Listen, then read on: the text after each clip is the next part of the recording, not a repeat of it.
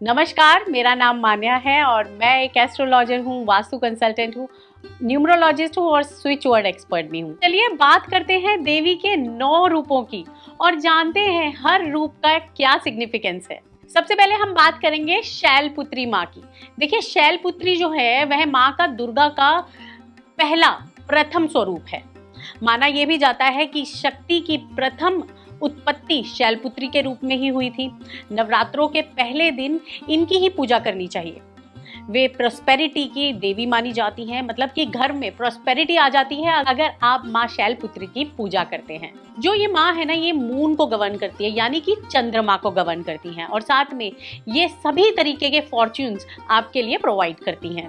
नवरात्रि के दूसरे दिन माँ भगवती के द्वितीय रूप ब्रह्मचारिणी देवी की पूजा की जाती है। माँ ब्रह्मचारिणी देवी जो है वो पार्वती के अविवाहित रूप है, उनको माना जाता है।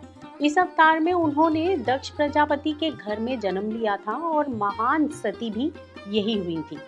वह सभी भाग्य के प्रदाता भगवान मंगल को नियंत्रित करती हैं।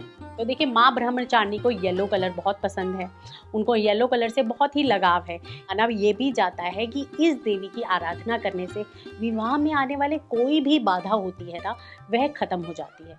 अगर आपका विवाह नहीं हो पा रहा या फिर कोई कन्याएं हैं जिनकी उम्र लंबी हो गई है लेकिन कोई अच्छा रिश्ता नहीं मिल पा रहा, तो अगर आप ब्रह्मचारिणी की पूजा करेंगे तो डेफिनेटली ये पूजा से आपके विवाह में आने वाली कोई भी बाधा होगी वो खत्म हो जाएगी। देखिए माँ चंद्रघंटा जो है उनको पापों की विनाशिनी कहा जाता है, यानी कि वो हर तरीके के पापों को खत्म करती हैं। देवी पुराण के मुताबिक ना देवी दुर्गा के थर्ड स्वरूप को चंद्रघंटा कहा जाता है। माँ चंद्रघंटा को शांति और कल्याण का प्रतीक भी माना जाता है और देवी की पूजा से साहसी आपके अंदर जो है स्ट्रेंथ भी आती है, सपोर्ट भी मिलती है और आप खुद पराक्रमी भी फील करते हैं। देखिए अगर आप माँ चंद्रघंटा की पूजा करते हैं तो उस समय आप गोल्डन कलर या फिर येलो कलर पहने। इन वस्त्रों को धारण करके आपको भी ऐसा फील होगा कि आपने एक माँ का रूप या फिर एनर्जी को बुला लिया है। और माता को ना लाल चंदन, चुनरी, लाल फूल और लाल फल भी जो जरूर अर्पित करें। इन सब चीज़ों से आप डेफिनेटली माँ की ब्लेसिंग्स ले पाओगे, माँ को रिझा पाओगे। देखिए नवरात्रि के चौथे दिन देवी माँ को कुष्मांडा के रूप में पूजा जाता है।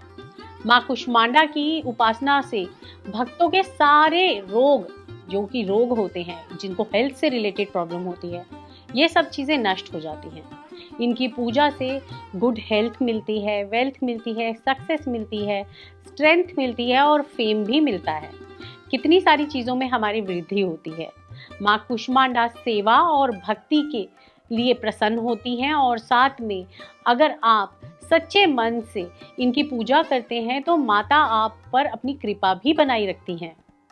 देखिए अपनी मंद हल्की हंसी के द्वारा अंड यानी कि ब्रह्मांड को उत्पन्न करने के कारण इस देवी का नाम कुष्मांडा नाम रखा गया।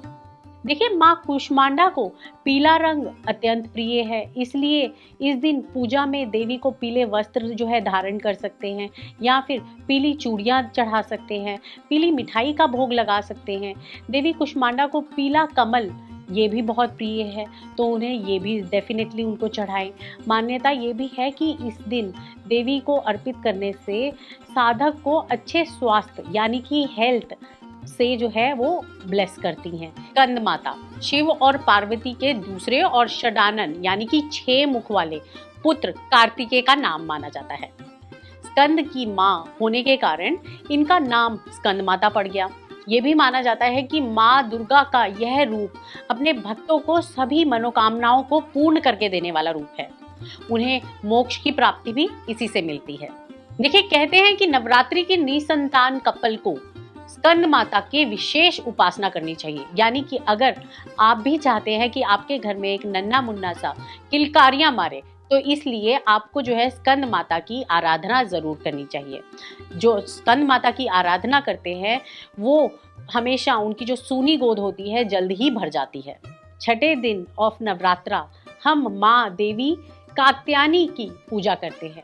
तो अगर आपको धन से रिलेटेड कोई भी प्रॉब्लम आ रही है तो आपको माँ कात्यायनी की आराधना जरूर करनी चाहिए। शादी से रिलेटेड कोई भी प्रॉब्लम आ रही हो तो इनकी पूजा से जो है वो अचूक उपाय आपकी शादी में से रिलेटेड कोई भी प्रॉब्लम हो उसको दूर कर देता है। तो देखिए, नवरात्रि के 6वें दिन मनोकामना पूर्ति के लिए आपको गोबर के उपले या फिर जो है कंडे होते हैं ना, उनको जलाकर उस पर लौंग और कपूर की आहुति दें। इसके बाद माता को शहद का भोग लगाएं और ऐसा करने से जीवन में आ रही कोई भी बाधा है ना, आपकी लाइफ में कोई भी हर्डल्स आ रहा होगा तो वो सब खत्म हो जाएगा। यहाँ तक कि आपकी जो भी विश होगी या कोई भी मनोकामना होगी वो बहुत ही जल्दी पूरी हो जाएगी। तो देखिए, अगर आप धन की प्राप्ति करना चाहते हैं तो इस दिन आपको नारियल एक ले लें और उसके साथ एक लाल, पीले और सफ़ेद रंग का फूल लेकर माता को अर्पित कर दें। इसके बाद 9वीं तिथि पर आप शाम को फूलों को नदी में प्रवाहित कर दें और नारियल पर लाल कपड़ा बांधकर उसको लपेटकर तिजोरी में रख दें।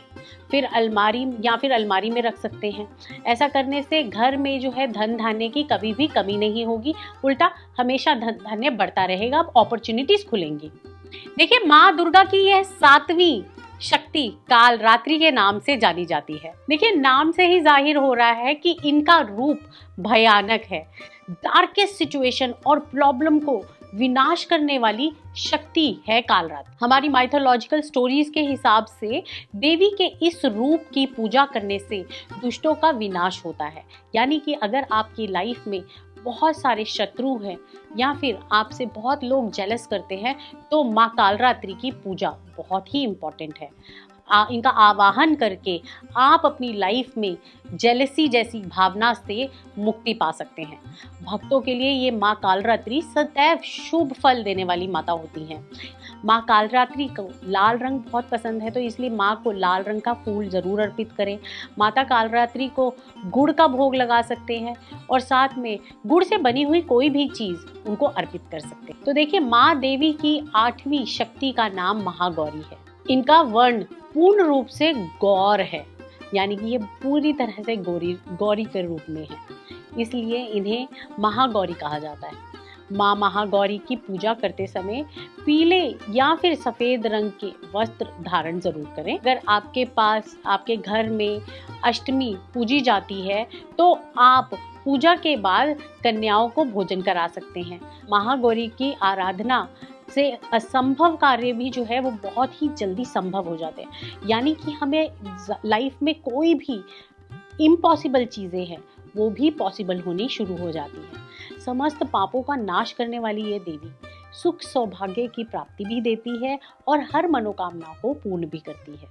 माँ सिद्धिदात्री, माँ जगदम्बा का ये रूप पूर्ण स्वरूप है, यानी कि इस दिन हम पूर्णता पे पहुंचते हैं।